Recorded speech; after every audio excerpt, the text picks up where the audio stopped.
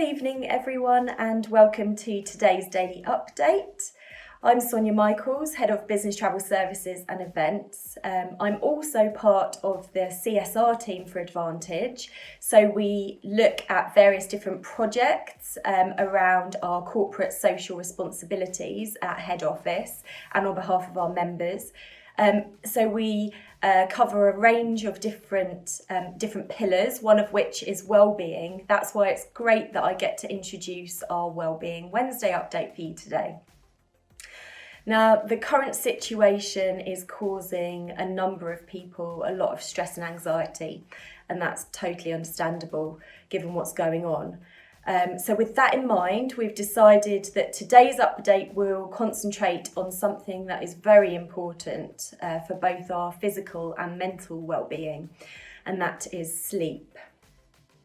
So you're going to be hearing from a lady called Rachel McGuinness, who established her company Wake Up with Zest after many years of working a very busy corporate lifestyle to the point at which she almost suffered burnout. Today, Rachel is fully trained and qualified in a number of areas, including cognitive behavioural therapy for insomnia. She's a mental health first aider, nutritionist, personal fitness trainer. She trained in hypnotherapy and loads more. And her company works with a lot of businesses on supporting them and their employees' well-being. And I'm really delighted that Rachel has agreed to continue working in partnership with us. So in the coming weeks, we'll be able to bring you loads more tips and well-being support resources that we'll work on together. So I'll now hand you over to Rachel, who's going to talk you through and support you on how we can all sleep better, especially during this lockdown period. Hi, I'm Rachel McGuinness from Wake Up with Zest, and today I'm going to share with you my tips on how to improve your sleep during lockdown. Sleep is, in my mind, the number one thing that you should be focusing on for your health, because so many things happen when you're sleeping. Free radicals, the cells that can potentially cause cancer, get cleaned up. Cells, tissues, and muscles are repaired and renewed. Your blood pressure, digestion, metabolism, immune system and hormones are all regulated while you're sleeping. And your brain does its own detox, flushing out sticky deposits between the brain cells. So when you don't sleep properly, that's why you get that foggy, muzzy feeling and find it difficult to focus and concentrate. So how do you improve your sleep? Well, the first thing to do is to create an 8-hour window of opportunity for your sleep. Keep to the same bedtime and wake up time every day, including weekends. Your brain is quite boring. It loves routine and it doesn't understand weekends. In the evenings, make sure you're sitting in a dimly lit room to give your brain the message that you're winding down and relaxing. Step away from your tech, your mobiles, tablets and laptops at least 60 minutes before bedtime to allow, again, your brain to relax. This is because blue light from screens can wake up your brain and make it think that it's daytime. Plus, whatever you're looking at on your screens will either excite you or stress you. And definitely no tech in the bedroom, and that includes TVs, as they emit electromagnetic pollution, which disrupts your sleep.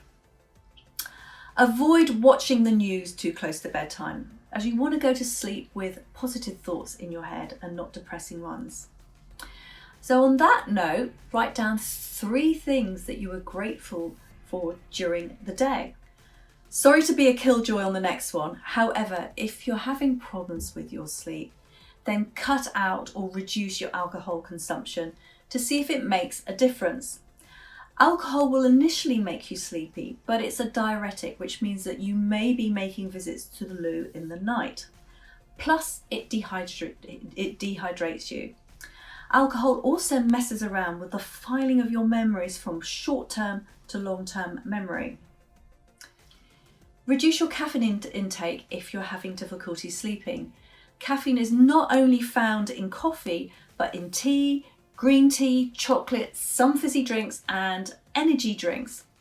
Either cut it out completely or stop drinking it around 6 to 8 hours before sleep time, so that it's completely out of your system. If you can't sleep, stop thinking about trying to get to sleep, as it won't happen.